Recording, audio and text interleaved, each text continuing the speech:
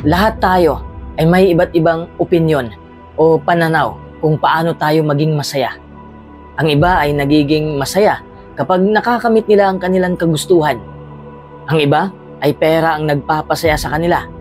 May iba rin na ang Diyos ang sinisentro nila sa kanilang kasiyahan. People have many differing views on how to create happiness. I don't know about you, pero ako, when I was in my teens, I spent a considerable amount of time deciding which approach is suitable for me. May mga pagkakataon na naguguluhan din ako at hindi ko alam kung paano ako maging masaya. Alam kong naguguluhan ka rin paminsan-minsan. Hindi mo alam kung ano ba ang makakapagpasaya sa'yo. Kaya't ginawa ko ang videong ito upang ibahagi sa'yo ang 4 na aral na napupulot ko sa mga taon na yon. Natutunan kong maging masaya sa pamamagitan ng pag-focus ko muna sa aking sarili. Pero bago po natin ipagpatuloy ang videong ito, gusto ko munang magpasalamat kay Chris Corsega. Natutuwa po ako na may natutunan ka sa videong pinapanood mo. Maraming salamat din sa lagi mong pakikinig o panunood, Melkit Aida. Maraming salamat din kay Rosemary Almazora dahil ina-apply mo ang iyong mga natutunan. Number 1, natutunan ko kung paano alagaan ang sarili. Malamang sa hindi nakakaalam o hindi nakakaintindi, naiisip nila na madamot ka sa buhay dahil puro sarili mo na lang ang iniisip mo. But in fact, self-care is never a selfish act. It is the only gift we have. Every cell in my body loves me. So ano ba ang dahilan para hindi ko mahalin ang sarili ko? Para hindi ko alagaan ang sarili ko? Gusto ko lang gisingin ka. Wala nang ibang tao ang magmamahal sa'yo, katulad ng pagmamahal mo sa iyong sarili. Ibig sabihin na ikaw lang ang nakakaalam kung paano pasayahin ang sarili mo. That's the reason why I love to be different. Dahil sa pagiging iba ko, nakahanap ako ng kasiyahan. To be honest, for the longest time, I thought I should be the same as everyone else. Lumaki ako nang may paniniwala na ang buhay ko ay ginuhit na ng kapalaran, na wala na akong magagawa sa buhay o hindi ko na mababago. Kasi ito rin ang pinaniniwalaan ng karamihan. Papasok sa paaralan, papasok sa trabaho, magpapakasal, magkaroon ng anak, at naniniwala tayo na ganyan lang ang ating kapalaran. I used to think that this is the rite of passage of every young adult in the whole world. Pero noong nabuksan ko ang aking diwa, hindi pala totoo ang kapalaran. Para sa akin, tayo ang gumagawa ng sarili nating kapalaran. Tayo ang nagkukontrol sa sarili nating buhay. Ang dahilan kung bakit tayo nahihirapang sumaya, kasi iniisip natin na ito na ang guhit ng ating palad. Simula noong bata pa tayo, ito na ang ating pinaniniwalaan. And then, I began to see that everybody has different values and opinions about what happiness is. Maraming iba't ibang paraan para sumaya. Huwag mo lang kalimutan ang Diyos, kasi siya ang pinakaunang nagpapasaya sa atin.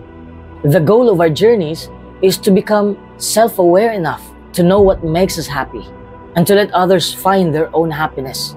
This is the reason why I always practice daily self-reflection and meditation. I reflect on what makes me sad each day and what makes me happy. Nagninilay ako upang mas maintindihan ko pa kung ano ang masamang bagay na sumasakop sa aking isipan upang malabanan ko ito.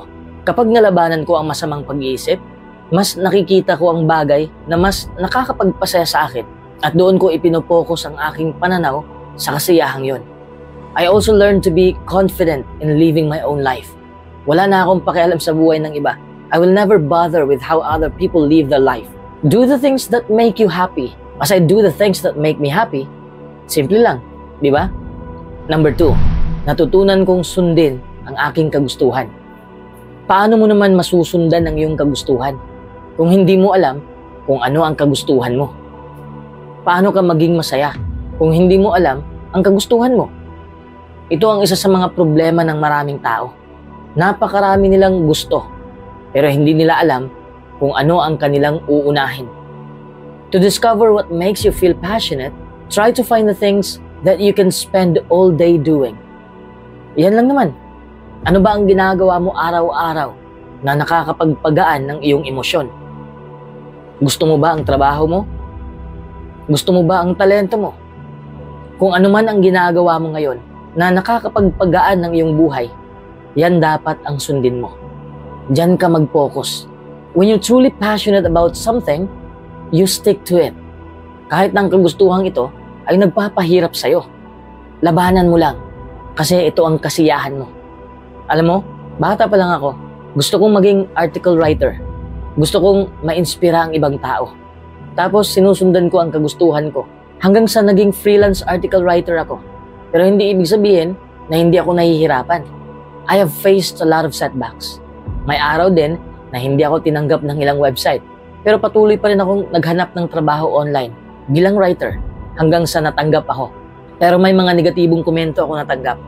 Normal lang naman na may mga taong ayaw sa atin o ayaw sa ginagawa natin. Kahit gusto natin ang ating ginagawa, may mga taong hindi magkakagusto sa mga pinagagawa natin. And who cares? Di ba? Ito ang passion mo. Ito ang gusto mong gawin. Ito ang nagpapasaya sa'yo. May mga araw din na gusto ko lang sumuko sa buhay kasi pagod na ako. Pero napagtanto ko na ang kaligayahan ay makakamit lang natin kung pinapahalagahan natin ang mga bagay na nasa sa atin na. Be grateful for what is good in your life. Accept what can be improved. Natutunan ko rin na ang kaligayahan ay nagsisimula sa pagbitaw sa mga bagay na hindi ko makukontrol.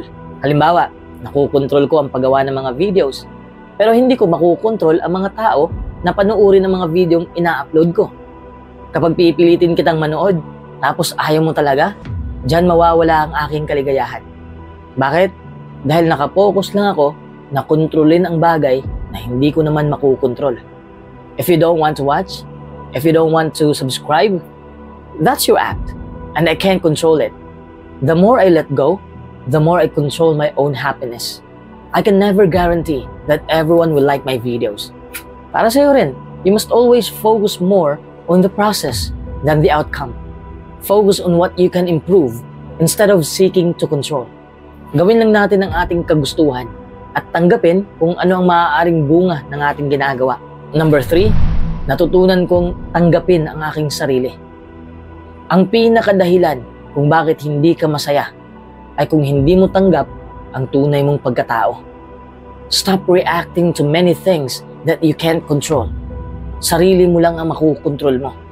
Minsan napakahirap harapin ang realidad, pero ang tanggapin ang kasalukuyan mong sitwasyon ay makakapagpagaan ng loob mo. Unawain mo ang iyong sitwasyon. Tanggapin mo. Acknowledging your reality will help you choose your dreams wisely and then help you achieve them. Acceptance is the ability to unconditionally value all parts of who you are. That means you acknowledge all of yourself, the good and the things that need improvement. For most of us, self-acceptance can be hard. We tend to be critical of ourselves, but there are a number of ways to learn to accept yourself and to accept your life. It all begins with your state of mind. Number 4, natutunan kong baguhin ang aking buhay. Natutunan ko lang ito noong 2015. Isa ito sa mga pagbabago na nahihirapan ako. It's not an easy thing to do because changing the way we think requires a lot of time and will. Mahihirapan tayong baguhin ang ating mga pinaniniwalaan sa loob ng mahabang panahon. Pero hindi ibig sabihin na hindi na natin kayang baguhin ang ating buhay. Halimbawa, sa loob ng mahabang panahon, pinaniniwalaan ko na ang aking kahinaan ay ang pagiging techie. But the more I show na hindi ako techie person, the more na tinuturuan ako ng mga taong mahihilig sa technology. So from there, I began to reconstruct my life narrative by seeing myself as the man who is willing to learn. Unti-unting nabago ko ang takbo ng aking buhay. Huwag kang mag-focus sa iyong kahinaan. Ang kahinaan mo, ang gamitin mo para maging iyong kalakasan. There's no rule that says you cannot change the narrative of your life. Minsan kasi, kung ano ang kahinaan mo, yun pala ang magbibigay ng karunungan sa iyo. Dahil sa kahinaan na yun, kung babaguhin mo lang, yan ang magpapalakas sa iyo. We just need to try to look at it with a different perspective.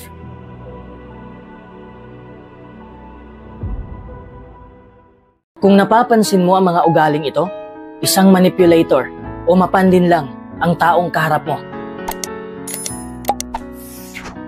Ang mga taong manipulator ay mapanganib at tuso Sila ang nagkukontrol sa laro.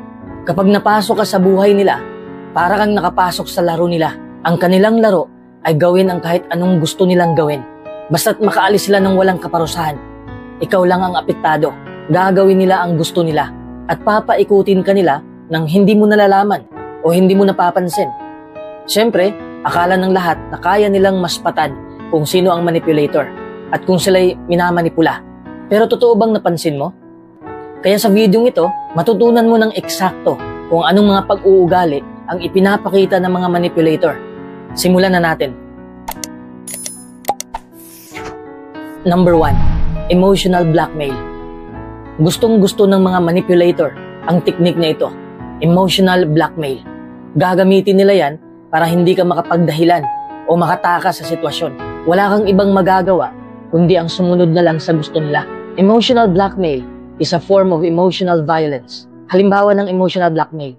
Kung totoo kang kaibigan, gawin mo ito para sa akin. Kung makikipaghiwalay ka sa akin, magpapakamatay ako. Expected ko naman hindi ka tutulong. Palagi ka naman ganyan eh.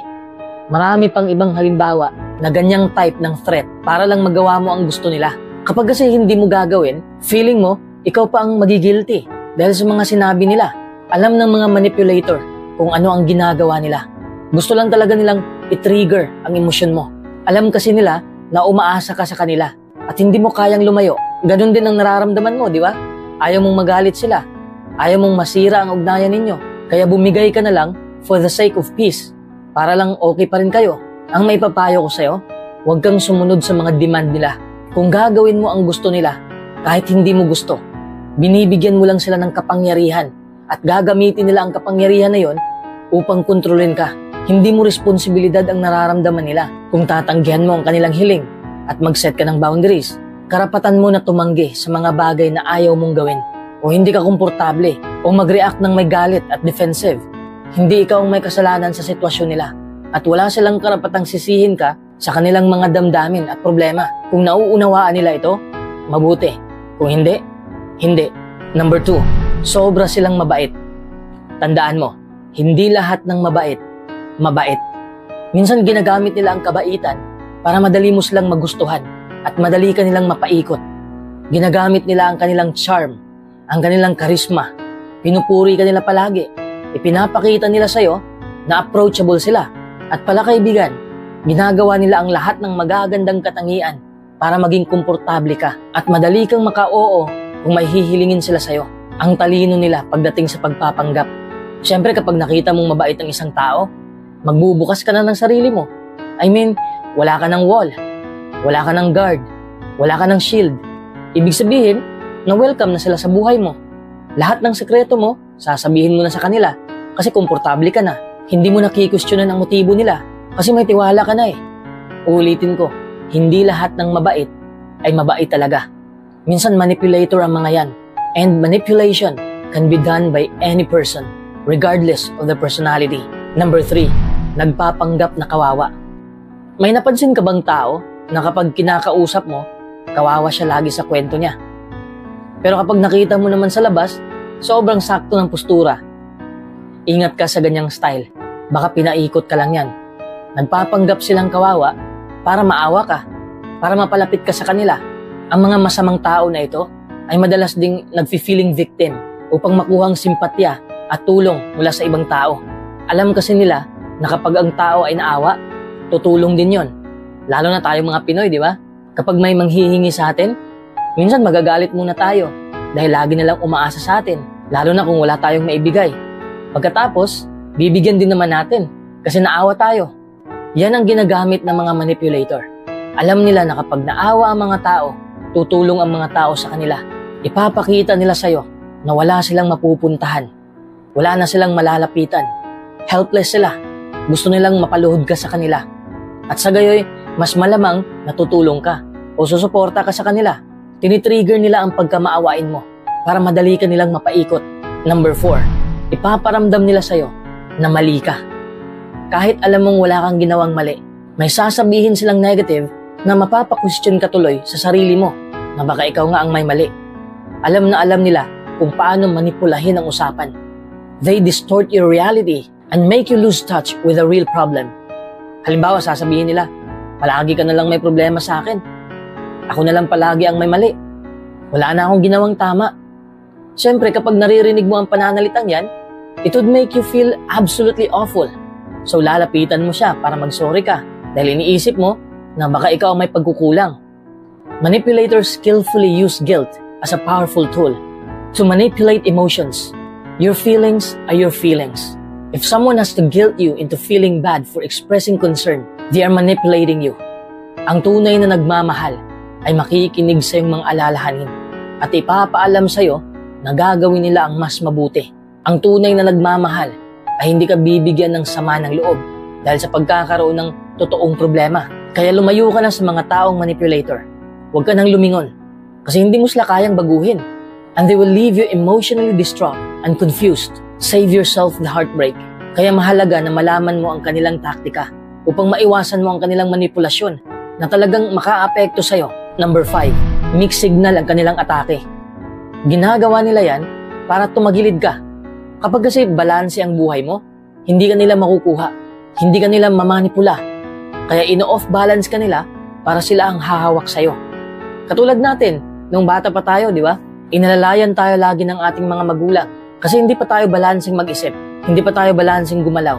Sila pa ang may control sa atin. Pero nung tayo naging adulto na, siyempre hindi lahat hawak nila. May sarili na tayong desisyon. Sa katulad na paraan, ang taong manipulator ay ayaw nila na balanse ka.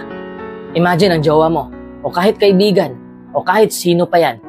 Ngayon nag-uusap kayo, mahaba ang pinag-uusapan ninyo, masaya kayong nag-uusap. Tapos bukas, ini-ignore ka na. Tapos biglang sweet na naman ulit.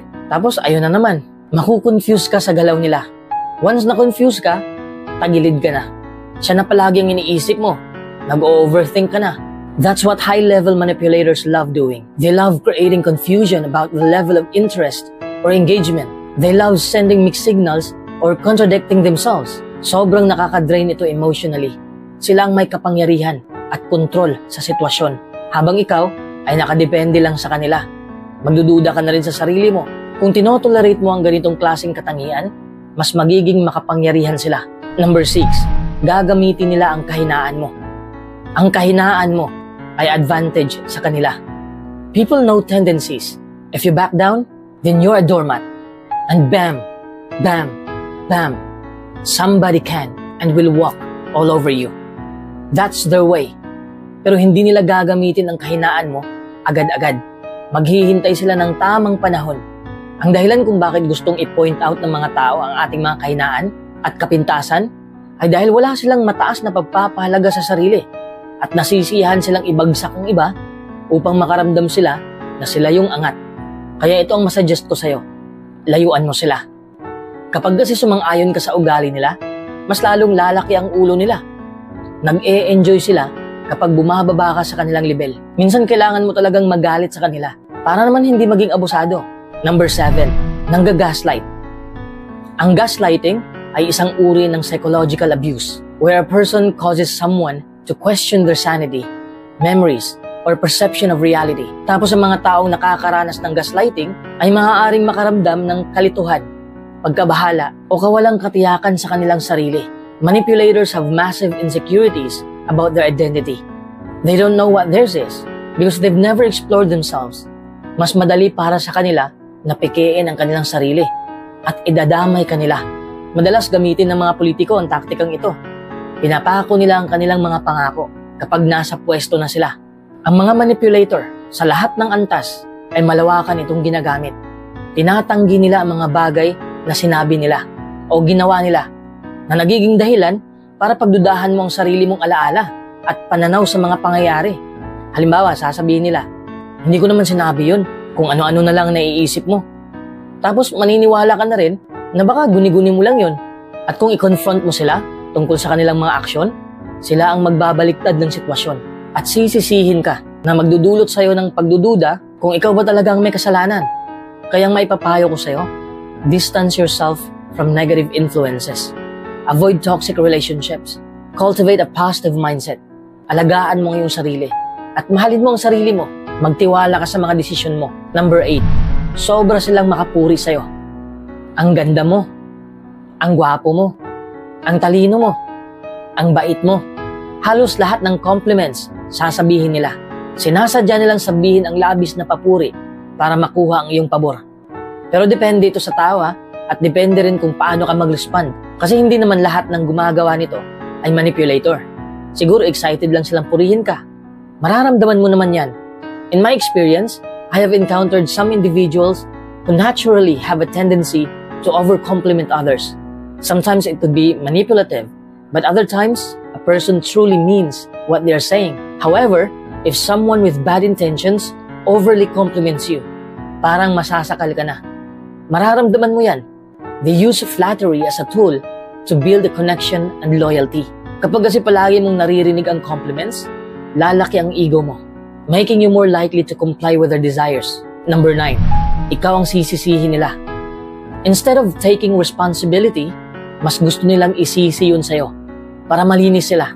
Sa ganitong paraan, nalilihis nila ang atensyon mula sa kanilang mga pagkakamali habang ikaw ay nagagalit at kailangan mo nang ipagtanggol ang iyong sarili.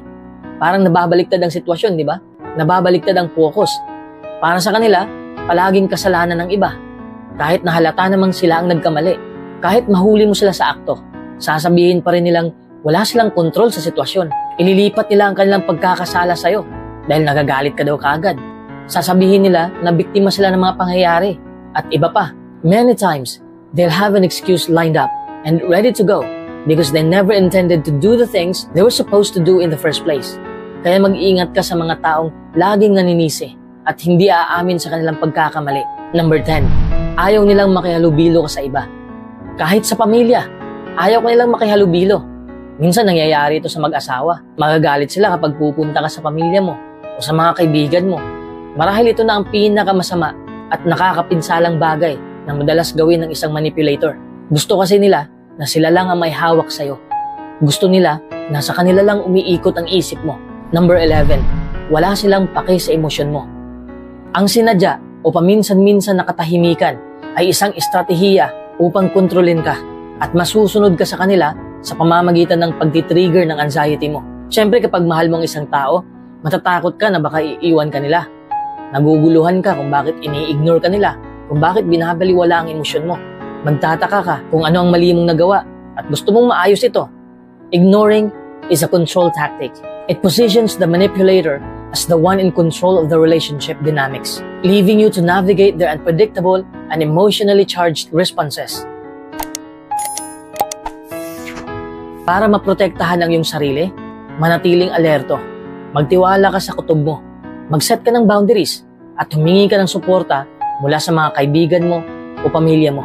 Pag-aralan mo yung tungkol sa mga taktika ng manipulasyon at maglaan ka ng oras na kinakailangan upang makagawa ng mga desisyon.